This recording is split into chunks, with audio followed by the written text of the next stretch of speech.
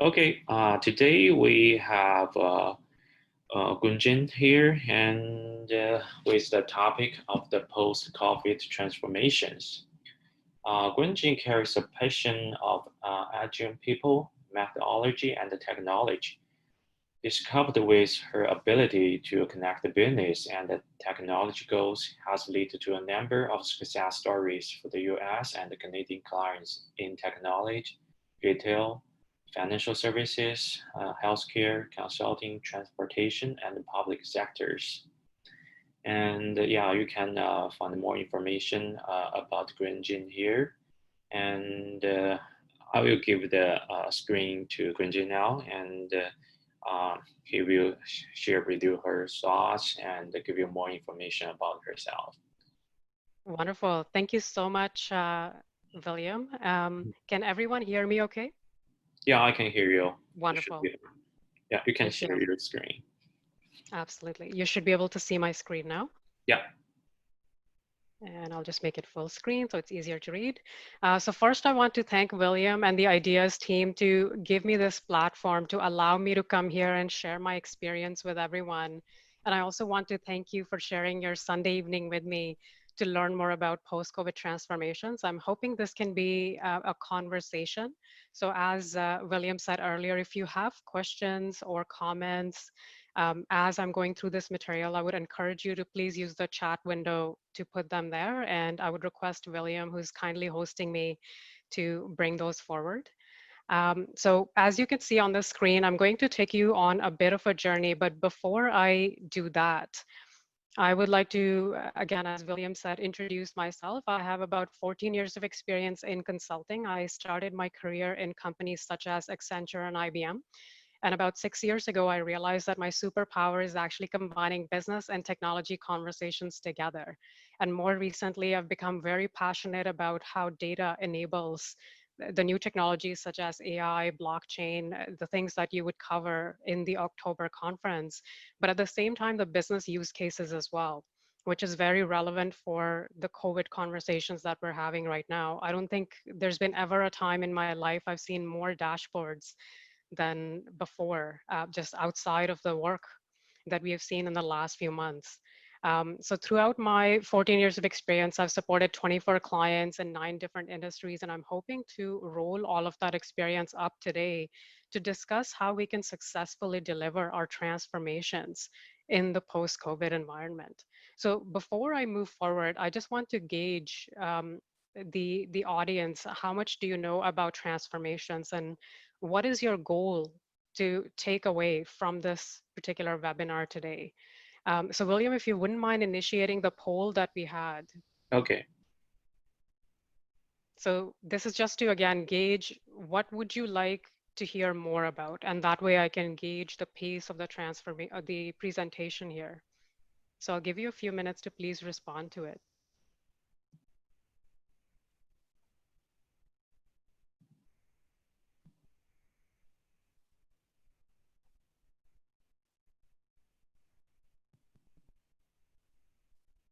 Okay. So far I see one for what is a transformation, and then I see another topic called transform my business out of COVID, which is great. We will cover both those topics today.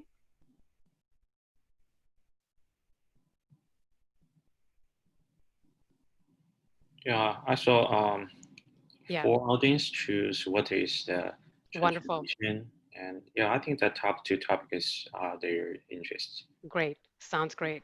So we can end the poll at this point, if that's okay with everyone.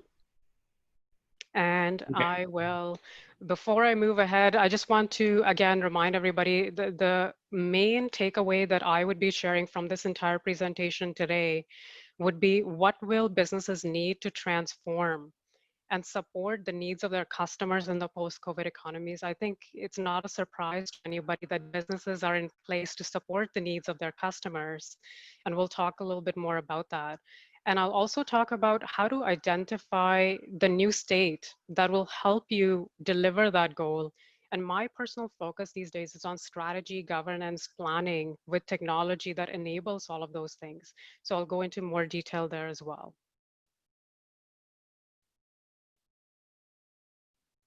Okay, so to start off with, a lot of people want to know what is a transformation. So I'll dive into that a bit more.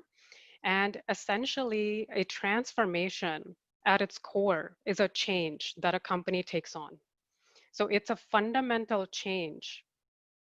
It is a change in your products, your services, the way that you may be meeting your customers' needs. Your customers themselves may have changed.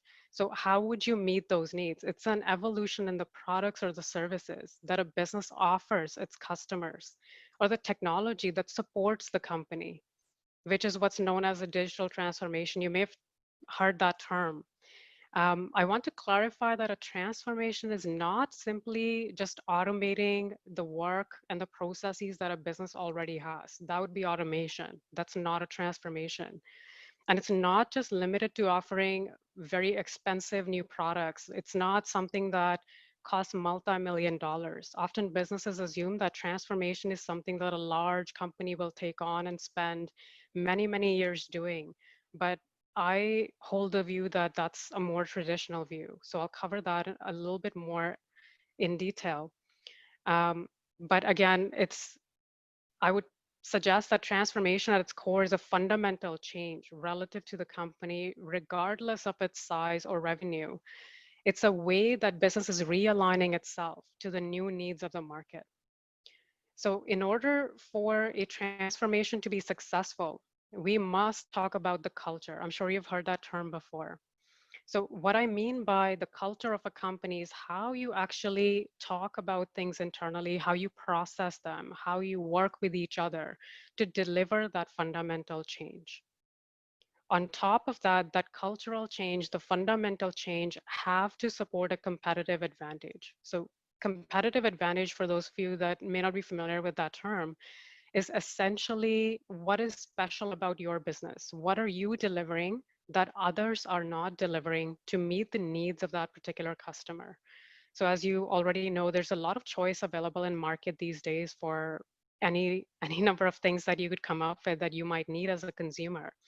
What makes you choose one business over the other? That's competitive advantage of that business. And then essentially that has to deliver success for you. And the way that you define success is very important for that change, for the cultural change, for the competitive advantage. Now, the way that I personally define success, the reason that people may take on a transformation is because they may want more profit. So they may want increased revenue or they may want to cut cost and hence increase the net income or the profit that the business brings in. Or they may be okay with the profit, but they may want to scale it up. They may want to sustain the business, or they may want to grow the business. Maybe they're already delivering in one particular geography and they want to deliver it in other areas or grow the customer base, or maybe even deliver things in more diverse product set as well. So once you've achieved that growth state, to me, you have a sustainable business model, a robust business model that can help your company keep track of what the customer needs, give it to them in such a way that others cannot do that. That's the competitive advantage. So, in a nutshell, this is what a transformation is. Now, if I take an example, a more practical example during COVID, I'm sure all of us locally had these mom and pop stores or local stores that you would interact with physically. Now, a lot of these businesses would have had to find ways to either get online or find other ways to reach their customers. If the customer cannot come to my store, how can I get to the customer and offer them the products that I have? In some cases, maybe they had needed to change their products that they offer to the customers as well. That to me would be a transformation. So again, transformation isn't simply taking your physical store and just putting it online. That would require you to think about what is your supply chain? Who are the people that are supplying you product? So if you could display the product in store first, what's the new method to obtain that product? Maybe your partners providing that product themselves have changed, right? Maybe even if you think about Amazon, initially they would have had a lot of international product availability that could have been shipped from one place to another. As COVID happened, that business was impacted. So they would have had to find other ways to source similar products if there's still demands for those and then deliver those. That would have required them to think about new ways of delivering this. So I want to pause here and just see if people have questions about what a transformation is at its simplest, the definition you see on the screen, if I can go into any more detail. So William, if you could please let me know if you're seeing any questions in the chat. Sure, I will. Okay. So essentially, I want to now talk about how people have delivered these transformations, right? Before I get into what's changed during COVID, it's important to know what the baseline of these transformations was. So basically, as we discussed, there's a customer and they have certain needs. And there would be a current state, a pre-COVID state, let's say, of that business, right? So the business model, the people that work in that business, the partners that support it, the different processes and technologies that may be part of that current state, they were all meant to, in some way, support that customer's need. And in return, this business would be making profit from it. So now during COVID, obviously something changed. And the current state maybe doesn't meet the needs of the customer anymore. And that's where the need for transformation comes in. So traditionally, what people would do at this point is they would bring in some consultants or they would get their teams together and talk about what's working well, what's not working well, and talk about possibly creating an evolved vision of an end state. If this current state doesn't meet the needs of the business, of the customer rather, then what is the state that would meet the needs of that customer? And then they would find a way to make that happen, which is the act of actually delivering that transformation. And once they have achieved that end state, that would then become their new state. And in theory, this is the transformation that took place before COVID. So essentially, you're going from, again, the current state to an evolved state. I'm not sure how many of you have seen this chart, but I'll just describe it. There's a lot going on there. But the essential idea of this chart is you're moving from the bottom right, which is the bottom left, excuse me, the current state, to the top right, which is the evolved state. And what you're essentially doing is you're creating an annual plan with milestones, with actions that you need to take, with possibly the results that you need to achieve to get to that end state, right? So this is showing you a 5-year journey for possibly a large transformation. Now, this is great, right? So you're executing, let's say you started in 2018, you're now in 2020, and possibly you're green. But obviously now COVID happened. So what really happened during COVID? Let's talk about that for a second. Now, this chart is from MIT Sloan, and the reason I like it is it's really new. It was published at the end of March 2020, and it takes into account a lot of the factors that people were watching both before COVID and in March during COVID, while we were in the middle of it, while Asia and other countries in Europe were really dealing with the crux of it. So you're seeing 11 factors there. And the idea is that these are the 11 factors that impact any business. It doesn't matter what business you're in. These are the things that are outside of your control, but really impact your business. Now, we all know that COVID started in the public health area. It's at the bottom, you see number 7. That's where it really came up. But then because of the personal nature in which it impacts individuals, it very quickly just affected everything else. It affected the geopolitics, the economies, the demographics, the environment, the wealth distribution came into question as well. I'm sure you've seen many conversations in news around how hospitals and businesses may be treating people during this coronavirus crisis. The education, the schools were shut down, the universities were shut down. They had to find a way to transform themselves to continue to provide their services to their clients who are the students.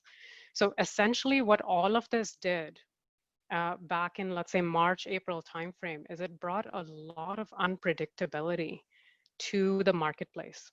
And I say marketplace because a business is not just one business, it's an ecosystem of partners, of businesses that support that particular business deliver its services to the clients. So one other thing to keep in mind is that even before coronavirus, you can go and check this out by yourself. I've provided the link on the slide. It's a real-time clock that shows you the global debt and how it's ballooning. So look at how many countries are in that deep red color. These are all the countries where businesses were essentially dealing with a global debt balloon. Now, this number by itself maybe doesn't mean that much. What does that actually mean, and how does that impact transformations? But traditionally, as we discussed earlier, businesses have looked at transformations as multi-million dollar investments that are required to change, to constantly deliver the need of their customers. But thing to keep in mind here is that a quarter of this number was actually coming due in the next 3 years, even before coronavirus. So we still don't have a good picture of what this number looks like today because the world has changed so much in the last 6 months. I'm not convinced that even though the real-time clock is there, it's capturing all the variables, it's showing you all the data. So with all of this in mind, how can you deliver a successful transformation then when there's so much unpredictability? So any end state that you could have created before COVID, is it still valid? I'm not so sure because the needs of your customers have changed. The needs of your employees have changed. The partners that were supporting you, they may or may not be able to deliver what you need to go to the customer and offer them that product. The price point, the mode of transformation, all of those things have changed. So if I now look at this 5-year transformation roadmap that I would have had, let's say before COVID, let's say even in the January timeframe when COVID was first coming to light, I'm not sure that that end state again is predictable anymore. So what am I marching towards? Are these milestones still valid? How much time is it going to take me to get to that end state? If I'm in 2020 currently and this end state keeps changing, what will I do?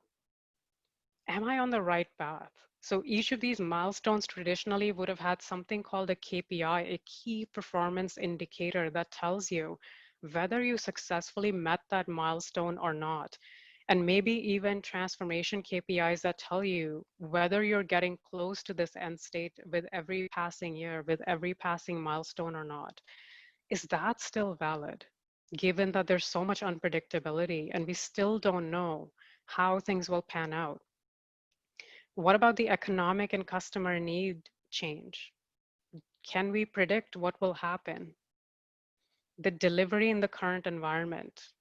So this is referring to the need for your employees to be remote for the next little while. Even though I'm in Toronto, we're in phase 2 now. So there's a lot of focus on getting people out and about and getting people and businesses back to the new normal. But the businesses, at least the clients that I'm working with, are still saying that throughout the end of this year, or at least until the end of fall, we would like to not take a risk. We would like to find a way to have our employees support the business in a new way, remotely. So the way that you had planned your transformation, is that something that your employees can deliver remotely? And what about the financial investment? So we just saw the global debt bubble chart.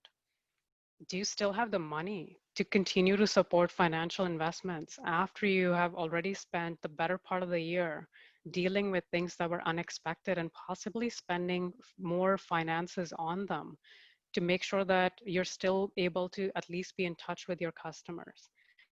So I'm personally not convinced that this waterfall type way of approaching transformation is the right method anymore. We need something more iterative, more agile, more transformative in a way that we can pivot quickly if things change in the market. And this is where I will introduce a framework that I've been working with some colleagues on and discussing how to implement that with clients who are either already doing transformations Or if you have a business that's struggling right now, how can you think about changing that business? Even if you haven't done a transformation before, what are some of the things from a strategy, governance, planning point of view that can help you start to picture how you can continue to support your customers? So once again, in past, we would have taken the current state, we would have designed a possible evolved state, and we would have driven towards that, which is now in question. So what I would suggest is that we take a different approach. So our current state is our current state. It is what it is. And we would have already done some work to it. If you're still a business at this point, I'm assuming that over the last 6 months, you've taken steps to still stay in business. Otherwise, this is a moot conversation. So going back to the transformation slide I shared with you at the start of this conversation, we talked about success and we talked about three main areas that the success piece could cover, being profit at its very lowest level, then sustaining that profit, scaling that up, and reaching a growth state, which will give you that robust business model. So I would actually suggest that instead of trying to create an end state, trying to answer every single question about how your business should operate, we should just keep focused on the success, and we should find a way to get there. But as uncertainty happens, as things change, we should pivot. And that's what you're seeing with that meandering path there. So now how do we actually make that happen?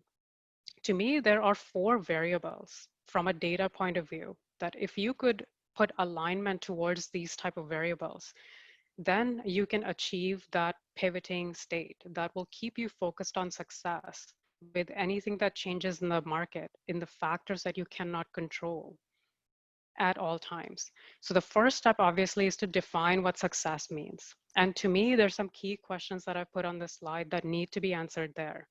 First, we need to be very um, comfortable with who our customers are. How are we defining that? So even if I'm a retail store, I could say, well, everybody's my customer. That's not really good enough anymore. You really need to dig deep and define that. Are my customers people who are ordering groceries online? Or are my customers people who want to pick and choose their product themselves? So you see the difference there. It's still the same group of people that's buying groceries, but their behavior is very different. And that's where their current and projected needs come in. So if you can define how COVID has changed the needs of your customer currently, focus on that, but also think about what would that mean in the projected sense with the information that you have available today. Then you can start to think about how you would meet those needs in future, not just for today. Then think about your competitive advantage. What will set you apart? So if every business right now is going online, what does that mean? Are you offering a special price point? Are you going to offer quick delivery? What is it that would be different for your business versus the others? What will help you deliver the needs of that customer? And then what is the immediate focus? So that to me would be something focused on the current need of your customer. Now, secondly, it's not good enough to just say, here, I've defined success and here's what it is. You also need to identify both internal and external factors that affect that definition of success. So what I mean by the external factors is basically that slide, if you remember from MIT Sloan, that showed you the 11 variables that are impacting any business. You want to take that and specifically identify what factors impact your business more than the others. And there may be other factors that impact your business that were actually not on that slide. So identify what will change the need for that definition of success. It's also important to understand who's your competition. Who are you going to be keeping an eye on? You don't want to be caught in surprise, deer in the headlights, if others are doing the same thing as you. You want to be spending time on something that will give you that competitive advantage. Internally, you want to look at what are the things you're doing really well and what needs improvement. So if you were really a very successful physical store, and people want to do business with you, but they just can't come to visit you anymore because of COVID, then how can you improve that? in short term, can you find ways which many businesses did with offering a small number of businesses or other customers access to their business? But could you also find other ways to offer the same products to the customers? What would that look like? What would you have to change internally to make that happen? So you're starting to identify areas that could either be improved or new areas that could be introduced. Now, transformative effort. This is where you start to distill S and F into what would you actually have to do to make that happen? What is the focus for the work that you're undertaking? What are the results that you desire from that specific work? What are the resources and the skill sets that you would need? And this is where you might look at external partners. So if you are a physical store that's going online and changing your supply chain and the way you reach out to customers, this is where Shopify or Amazon could be a partner for you. So what are the resources that you need just apart from the work effort that you yourself can do? And then how to handle the changes in focus. So once again, with the factors, you need to know if something changes in a particular factor that could impact the success definition, which parts of that plan would actually change. Because without that, you're doing that traditional transformation without keeping an eye on what's changing in the market. And we already know that things will continue to change in the next little while, maybe even for the next couple of years. And then lastly, this is where the newness of this particular framework comes in. Certain parts of this, the S, F, and E, might look like traditional planning. But with R, pivot and realign, this is where you have the opportunity to make sure that anything you do as part of your transformation is aligned. You need to keep an eye on what is changing, when to pivot, how to pivot, what would be the impact of this, what would be the criticality, who would actually champion that change. Those are the type of questions, especially in the larger organizations. How would you tackle those? So with these four areas of variables, now let's look at how would you actually approach this. Oh, and I should mention that data obviously plays a big part in this. If you don't have automation, especially on larger transformations, to track this information, I don't think there's a way to do this. Data is the key enabler here. Automation is the key enabler here. Picture COVID. If you didn't have those dashboards that showed you real time what's changed between yesterday and today, how would we get that data? How would we understand what's happening in the market, what the trends are? So now I would share with you a universal truth that I've noticed even before COVID on any transformation that I've personally participated in. I've noticed that there's actually two types of areas or departments or people, anybody that's adding value to a transformation. There are two types that do that. One is directional, which is a bird's eye view, and I'll explain that in a minute. And the other is precision, which is the bull's eye view. So directional people or teams or areas on a transformation are those that usually focus on strategies, the goals, the vision, change management. We talked about culture earlier of the organization, the governance. By governance, I mean how you're actually doing the work. Right? I don't mean just simple project program management. Somebody creates a status report and it goes out for everybody to look at. That's not what I mean by governance. By governance, I mean truly looking at how to create an efficient way for people to talk to each other, to stay on top of changes. Do people have clarity on what they need to be working on? What are the risks, the gaps, any alignments that need to be done? That is something that anybody who's focused on a directional view will take on. Precision, on the other hand, is more specific to the domain. So these are the people that are, some of you actually might fall into this category, data scientists, data analysts. You're focused on making something happen with data, answering a key question that anybody in the organization has using data as the tool. You're really good at identifying trends, risks, gaps in the data area. You know how to raise those things. And then solving those modular problems. And modular, I mean There might be data problems, but then there might be infrastructure or operational issues, which could be handled to some extent in those areas. But then there's a need to roll them up. And usually this group is very, very key to focus on the context, the autonomy. They need that to make the work happen. And as I said earlier, from a governance point of view, this is where the circle, I call it a bubble effect, the constant need for conversations that needs to be in place. Now, if you remember the green slide I showed you earlier that was showing you 5-year transformation with all the milestones and goals going from a current state to a future state, an evolved state, usually strategy, directional work would be at the bottom left-hand corner of that slide because you would do that first. You would do that to identify the end state. And then slowly precision would pick up and start delivering on that work because in past, the probability of something changing drastically was low. If it did happen, which it happens on every project, then you would adjust in some small ways and then you would move on. But with COVID, I would argue that the need for this bubble effect is constant. And personally, you see that icon for my company, that's personally where I focus on. And that's why I would like to talk to you about strategy, governance, and planning today. Now, here's another chart that shows in more detail some of the areas that are part of the transformation. Now, I want to clarify this isn't meant to be a org chart, a new way to represent org chart. This is truly meant to be a key area, the key value add areas or the skill set that you need on a transformation. So at a very high level, strategy, governance, planning, which we'll talk about in more detail.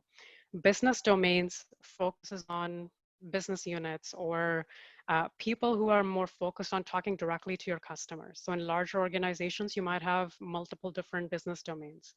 In smaller ones, if you just are offering one or two products, then maybe you just have one or two areas or however many customer segments you have.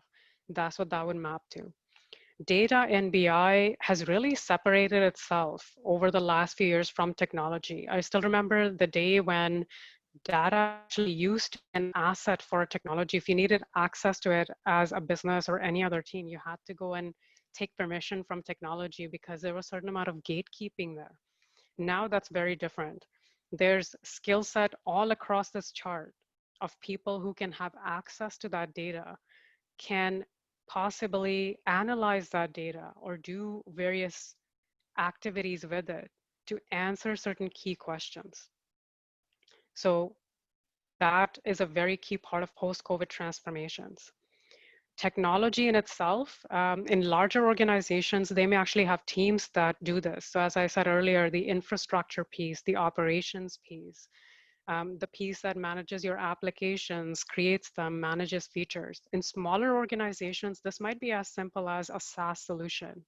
So if you're a physical store, let's say a very small organization, maybe just one store, then if you've chosen to go with Shopify or Amazon at this point, they're managing that on your behalf. But at the same time, it's something that you need to keep in mind. You need to know how they're tracking that data, how it's tracking your customer information, what data and BI analytics is it offering you, what freedom do you have to customize certain aspects of it. And that's where technology comes in. Customer support, again, would be things like, let's say your call center, a very traditional example. Anybody that's helping business domains support their customer in a direct way. If a problem comes up, customer support could help business domain address that need with the customer. The business support, on the other hand, offers support to the entire organization. So this is where your HR could fit in, your finance teams could come into this area, the legal, the people who are actually working on how to get you back if you need to be back into the business building in your office. How are they changing that office building to support your needs in future? That's where business support may come in. So essentially, any value add area that I've seen and passed on transformations fit into this framework. And again, the key here is the cycle that needs to keep people aligned. So now I'll deep dive into The strategy, the governance, and planning piece is a bit more. We have about 15 minutes. I'll try to pace it up a bit, but if you have questions, please stop me and ask me. So by strategy, as we discussed earlier, when I showed you the four factors for success on a transformation, you need to know the current needs of your customer. Well, first of all, you need to know who the customer is. Once you've done that, identify their current needs. What are they looking for today? And the beauty of the time that we're in is actually there's so much conversation happening online. If you know where to look, where your customers are conversing with each other or with your competitors even, you can be very smart and collect that data and figure out what are people complaining about the most at this point. And I think it was Bill Gates back in the day who said, your most unhappy customers, and they don't have to be your customers, they could be your competitors' customers as well. They are the ones that would help you figure out how to be successful. They are the ones who are going to help you figure out how to be innovative at this point. It's very true today, and that data is very, very available if you know where to look. So once you have that information, the next step is, I'm sure everybody's here is familiar being data scientists, finer the criteria. Simply put, is it feasible? Is it interesting? Is it novel? Is it going to set you apart from your customers? Is it realistic? If you can take those needs and focus on something that you can deliver really well, if you can figure out what the right need is that you can focus on, that's our external factor. So the need, the reason I think it's external factor is that it's out of your control. Once you identify it, you need to keep an eye on it and make sure that if that need changes, you can pivot the way you're approaching it. Then you need to identify the right effort, which is an internal factor. So if you remember the transformational effort that we were identifying to deliver that need, you need to be able to deliver it at the right time. So if you know that I have a need today, but you're giving it to me 7 months from now, that's maybe not good anymore. Because 7 months from now, my need actually might have changed. And at the same time, I may not really need that item or the delay that it offers, which is speaking to the criticality, the timeline of it. And all those three things put together can really help you get to a very concrete definition of the success for your business. And once you have that, then you can think about the governance that you need in place, right? So there's a plan piece, which we'll get to in a minute. But a lot of the times I find on transformations, even before COVID, people would jump from strategy to right away doing this. So simply put, it's sort of like saying, I have a problem and here's a solution for that problem. But what about how you're actually going to deliver that? What would you need internally, especially for larger organizations, to deliver that? How would you organize your teams? How would you organize your partners? What kind of things would you need in place to be having those conversations? So to me, what we need to do at this point for post-COVID is we need to create a real-time aligned ecosystem. And what I mean by that is going back to the previous slide that showed you how things are changing, that you need to pivot. We need an ecosystem of these people here. If I go back to this chart, with this group, you need to create a structure that's not siloed. You need to create a structure that gives them a way to talk to each other very, very quickly. And I think these four conditions have to be met to make that happen. They need to have autonomy. They need to be autonomous. What I mean by that is they need to have certain control over the decision on the priorities and the work they can take on to some extent. It can't be that siloed waterfall model of here, go and do this, make it happen, and here's the results you need to deliver specifically within data. No, they need to be part of that conversation. Then they need to be focused on impact. So if you remember the success definition we had, what impact could this particular team or this particular organization, a group of people have to make that happen? Contextual. This is a very important one. Even pre-COVID, I would notice sometimes the task coming down from the top to bottom, and it's getting more and more specific. But what's happening is it's losing the context. It's losing why you're actually doing this work. What's it actually enabling? So if you ask anybody in a very siloed organization today, if you go and talk to, let's say, a business analyst or a data analyst, if you ask them, why are you doing this activity? Could they answer how it actually impacts the goals of that company at the highest level? If yes, then it's a contextual conversation. They receive the reason for doing something as opposed to just go and do it. And then obviously the conversations have to be transparent, just like data, right? Everybody needs access to it. All the information on a transformation needs to be available for everybody to look at, because that's the only way you're going to be able to find risks and impact of certain things or issues that may not have been seen so far.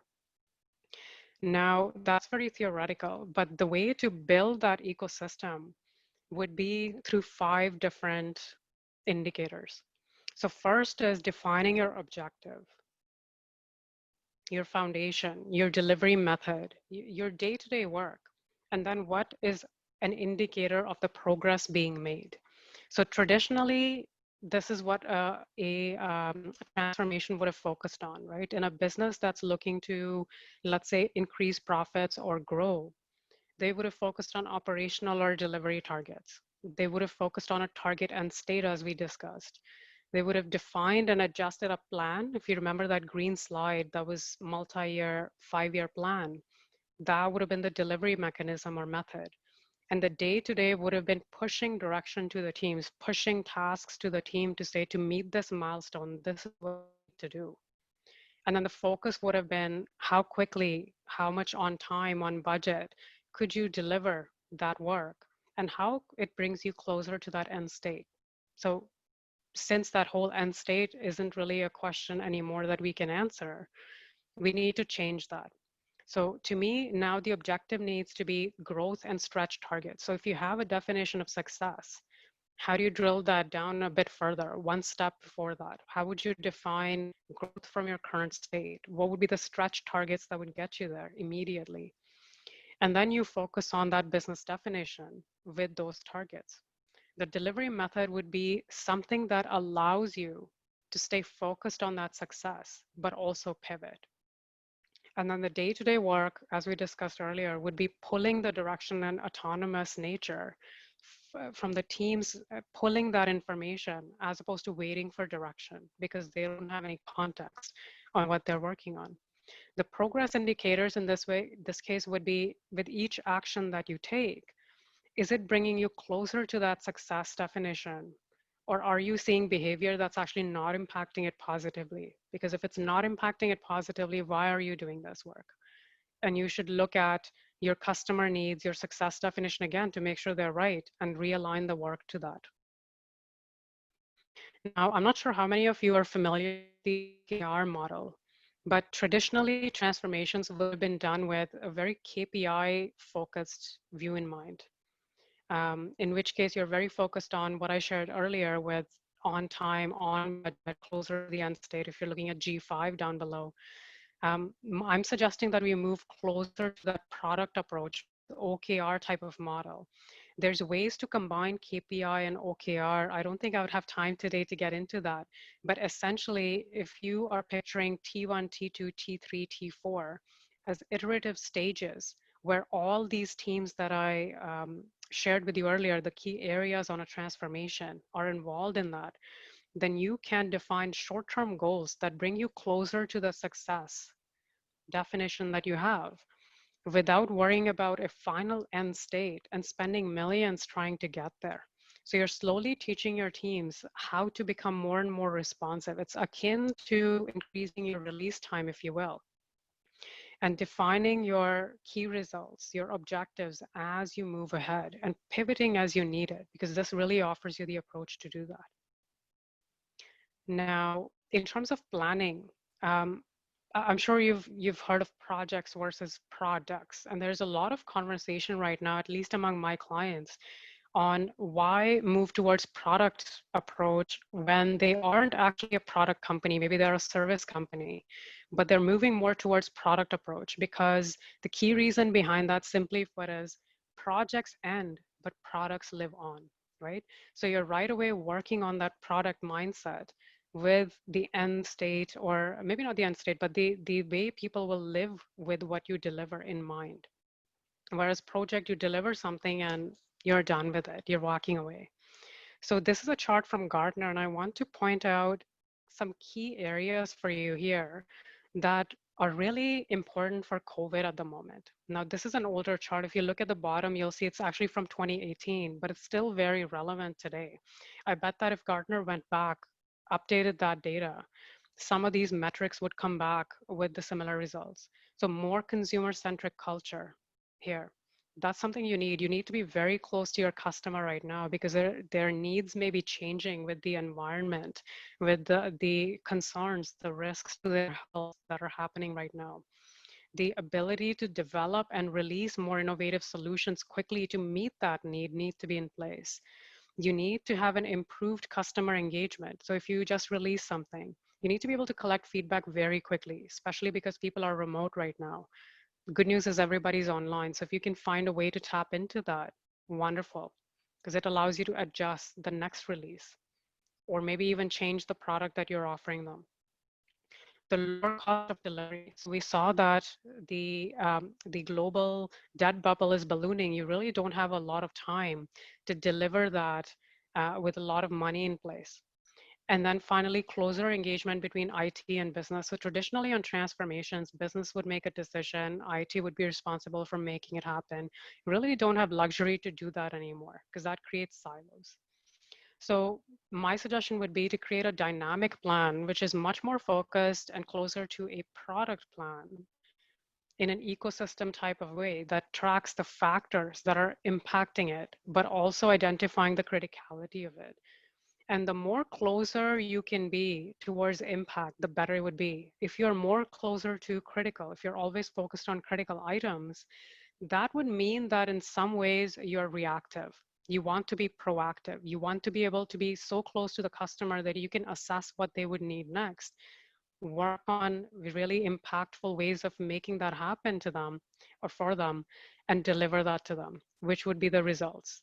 And as we discussed earlier, the key for this to happen from a governance point of view is autonomy. You really need to be listening to everybody that's involved in delivering this. So this is just a sample plan that I'm sharing here, which covers that. I won't go into the details of it because we're running out of time. But essentially, this is what we've covered today: strategy, governance, planning. And I mentioned to you that data is a key piece of it. So if I go back into my previous slides, the way you measure impact, the way that you measure criticality is all based on the external and internal factors that we discussed earlier. So from that point of view, the data needs to be very focused on tracking those factors and then very focused on quickly creating either dashboards or reports to distill that to these various groups that are adding value so they can keep on top of them and be able to come up with suggestions for how you're going to change this. So in a nutshell, at a very high level, this is what strategy, governance, and planning can do for you in a pivot and realign type of a framework for running your transformations. Now, the opportunity here is huge. This conversation is much more focused on post-COVID transformations, but that doesn't mean you'll begin that work at the end of COVID, whatever that means. There may not be an end state for COVID, right? We just talked about that. The world is already talking about a new normal, but that new normal changes every day. So what you need to do at this point, this is the opportunity. If you're a business that's looking to transform from the poll, a lot of you mentioned that you're looking for a way to change and basically make your business be more productive during COVID and past COVID, then what you need to do is find a way to get closer to your customer. And the way you do that is not by trying to figure out where your business needs to be, but focus on what the success definition is. So if you're an online store, instead of customer coming to you, you need to go to the customer. Have that vision. Identify whether your goal is to keep the profits the same or do you want to increase them during and post COVID. What does that look like? What does that actually mean for your business truly? And in order to identify that, as we discussed earlier, you need to identify the right need. the right effort, the right time to address that need, and define that in a very critical way. Then you need to create a way within your company, within your business to make that happen by creating a governance that enables your teams to work in that real-time aligned ecosystem so they can keep an eye on the changes in the need, but they can also work effectively together towards delivering something very quickly through a plan that's much more focused on impact as opposed to criticality. In the beginning, definitely you will have a lot of focus on criticality, but you want to bring it back at some point to be impactful.